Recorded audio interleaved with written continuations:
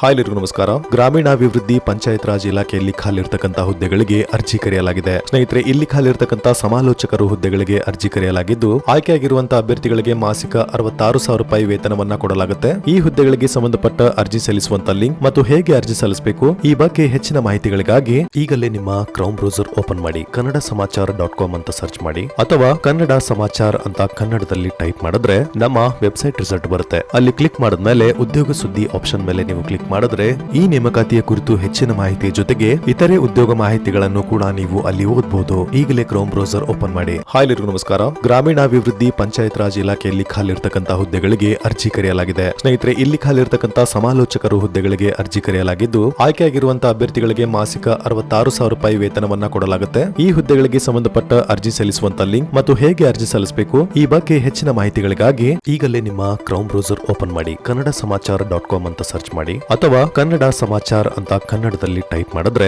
ನಮ್ಮ website result ಬರುತ್ತೆ. ಅಲ್ಲಿ ಕ್ಲಿಕ್ ಮಾಡಿದ್ಮೇಲೆ ಉದ್ಯೋಗ ಸುದ್ದಿ ಆಪ್ಷನ್ ಮೇಲೆ ನೀವು ಕ್ಲಿಕ್ ಮಾಡಿದ್ರೆ ಈ ನೇಮಕಾತಿಯ ಕುರಿತು ಹೆಚ್ಚಿನ ಮಾಹಿತಿಯ ಜೊತೆಗೆ ಇತರೆ ಉದ್ಯೋಗ ಮಾಹಿತಿಗಳನ್ನು ಕೂಡ ನೀವು ಅಲ್ಲಿ ಓದಬಹುದು. ಈಗಲೇ ಕ್ರೋಮ್ ಬ್ರೌಸರ್ ಓಪನ್ ಮಾಡಿ.